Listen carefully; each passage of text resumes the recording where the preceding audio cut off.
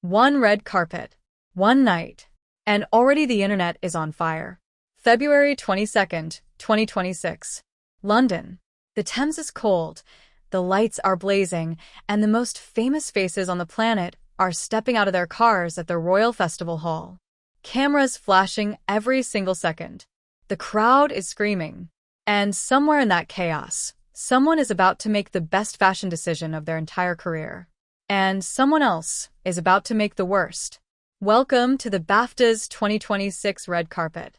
And trust me, you're going to want to stay for every single look.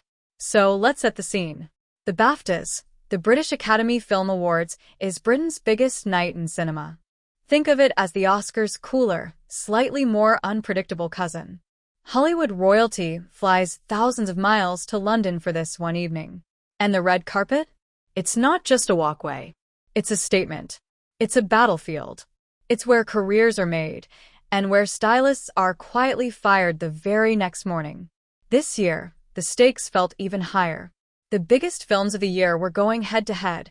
Ryan Coogler's Sinners, Paul Thomas Anderson's One Battle After Another, Marty Supreme with Timothée Chalamet and Hamnet. And beyond the awards, every single celebrity knew the whole world was watching what they showed up wearing.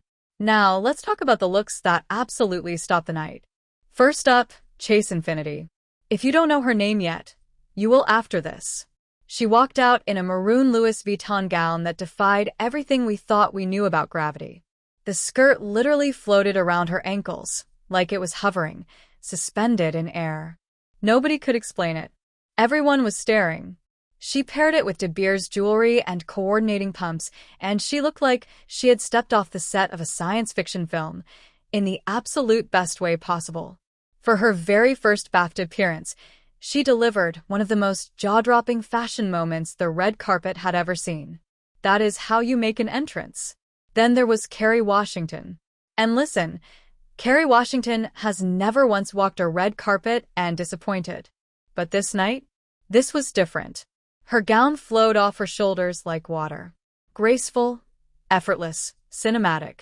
The kind of dress that makes you stop mid-sentence and just stare. She didn't need to say a word. The outfit said everything. Teyana Taylor took a completely different approach. She showed up in a deep plum Burberry silk corseted trench dress. Yes, a trench dress and matching gloves. It sounds like it shouldn't work.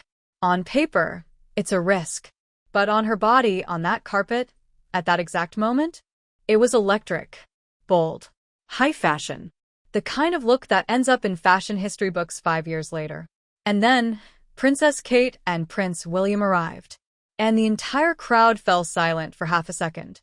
Kate stepped out in a blush pink and lavender Gucci gown, cinched at the waist with a velvet burgundy belt. She looked like she had floated straight out of a fairy tale. The Royal Festival Hall suddenly felt like a palace. The cameras went absolutely wild. Paul Mescal and Gracie Abrams showed up together for the very first time as a couple on a red carpet. Mescal in a relaxed Prada suit, no tie, shirt cuffs folded back, jacket loose. Cool and effortless. Abrams in a Chanel black gown embroidered with tiny sparkling fish and green beading at the neckline. It shouldn't work together. His relaxed cool against her intricate glamour, and yet somehow, side by side, they looked absolutely perfect. Sadie Sink, from Stranger Things, stepped out in a sage green strapless Prada gown with a structured neckline. Quiet. Sophisticated. The kind of look that doesn't scream for attention, but holds it completely once it has it. She looked like the best version of herself. Now, are you ready for the other side of the carpet? Because here's where things get interesting.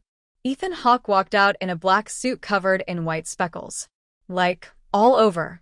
And not in a cool, intentional art project kind of way. More in a did he just forget to dust himself off kind of way. And then, as if that wasn't enough, he added a skinny BOLO tie. A BOLO tie. At the BAFTAs. In 2026, the internet had questions. Kirsten Dunst had so much potential. She arrived in a Valentino look. White blouse, black skirt with a cutout, strappy heels. That part? Actually pretty chic. And then she added the jacket. A pink jacket with enormous, puffed up, bubbled sleeves that looked like two pillows had been sewn onto her shoulders. The jacket ate the entire outfit alive. Fashion critics were begging, just take the jacket off. Everything underneath was beautiful. Erin Doherty, the star of adolescence, showed up in a navy gown. And the navy gown had a skirt. But the skirt, it extended from her hips sideways, at least double her actual width. It was comically, dramatically wide. Like a giant mushroom. Like she needed extra lane space just to walk. The texture of the fabric was genuinely lovely. But the shape? Chaos. Glenn Close arrived in a white embroidered matching set that somehow managed to look both too big and too busy at the same time. The embroidery pattern looked more like a decorative throw pillow than a red carpet outfit. The sleeves were too long. The skirt was too long. Everything was just a lot. And the accessories, the tights, the shoes, the brooch, the clutch, all competed with each other and none of them won. Olivia Cooke showed up wearing what can only be described as a zip-up athletic dress. A zipper. Down the front. At the BAFTAs. Where British royalty walks the same carpet. The mesh detailing at the bottom of the skirt gave it unmistakable gym class energy. It was the kind of look that makes you do a double take and say, wait, is she in a fashion film where the main character is running late for a workout class? And whether they nailed it or missed it completely, we were all watching. We're always watching. If you want to see every single look ranked and broken down in detail, hit that subscribe button because award season isn't over yet. The Oscars are coming. And if the BAFTAs taught us anything this year, it's that the red carpet is never just a red carpet. It's a story. And we're just getting started.